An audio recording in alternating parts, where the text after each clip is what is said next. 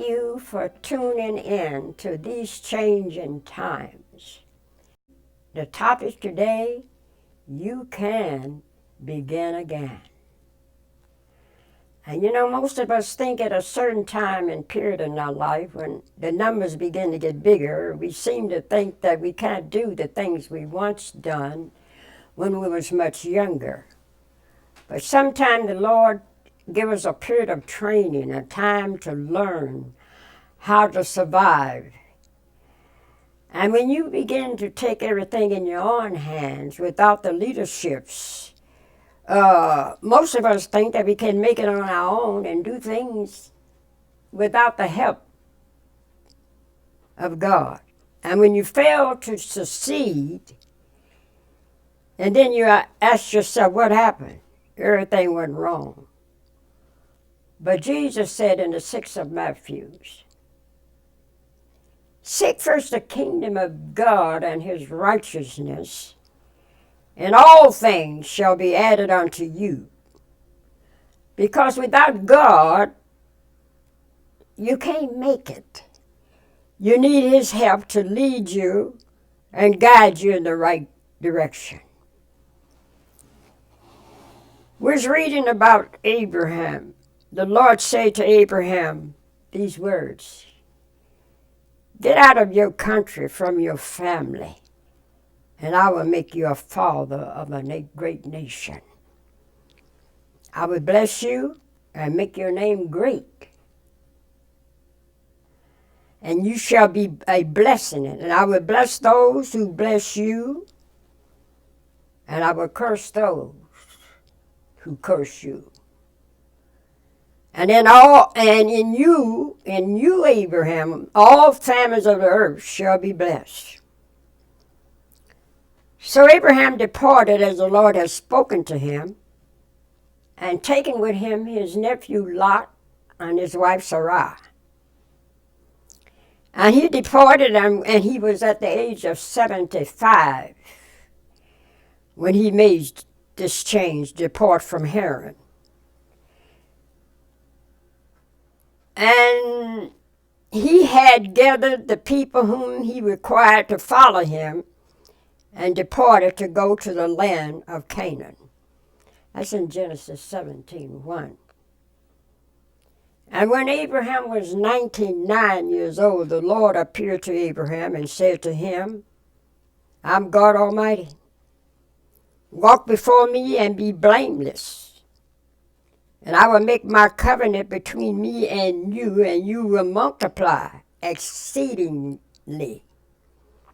Then Abraham fell on his face, and God talked with him, saying, as for me, behold, my covenant is with you, and you shall be a father of many nations. And the Lord changed Abraham's name, Abram, to Abraham. But your name shall no longer be called Abraham, Abe. Abraham was making a new beginning. He left his own country because God told him to go. So we're going to speak to you right now of another individual that Joseph, Joseph died. We want to talk about Moses and his brothers, descendants of Jacob, continued to multiply after Joseph died. And they come so numerous and so strong that they took up the whole land of Goshen. Well, while we saying Goshen, they was in Egypt.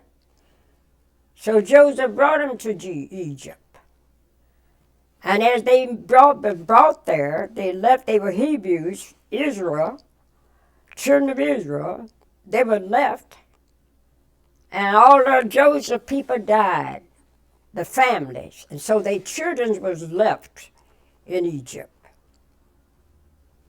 And so it multiplied so forcibly that they'd taken up the whole land just about of Egypt. And then they began to forsake God and did not keep the commandments of God like Abraham and their descendants before them. And the Lord allowed these people to be placed in bondage because a new king rose over Egypt who did not know Joseph. And the only thing he was concerned about, how many people, these people were constantly multiplying. They had taken up just about all the land in Egypt. And this king got very upset about this. So he spoke and sent for the Hebrew midwives and said, do the duties of a midwife for the Hebrew women, and when you see them on the birth stool, if it is a son, kill him. But if it's a daughter, let her live. But the midwives feared God and did not do as the king of Egypt commanded them and saved the male children alive. So the king of Egypt called for the midwives again and said unto them, why have you done this thing? Then the midwife said to Pharaoh, because the Hebrew women are not like the Egyptian women, for they are lively, and before we get to them, they give birth. And they've been and had their child before we get to them. So Pharaoh commanded all the people, saying, every son is born of the Hebrew, you shall cast him into the river. But the daughters you shall save. Now we're going to talk about this young boy that was born, Moses, this baby. An Israelite man from the tribe of Levi had married a woman from the tribes of Levi. And they had a daughter named Miriam, and then a son named Aaron. Then the woman became pregnant again and gave birth to a second child, a second son. And he was a baby, and she succeeded in hiding him for 3 months. But the Pharaoh had already put it out to all the people. If you see a boy born by the Hebrew children, women, cast them into the river. So she hid Moses just for 3 months.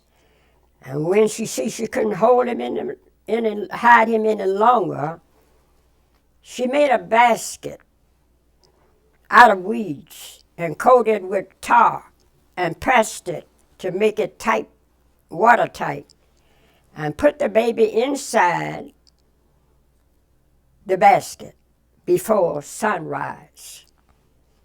And then she set the basket in the water by the reed at the edge of the Nile, the riverbank, and his sister stood afar off to know what be done to him.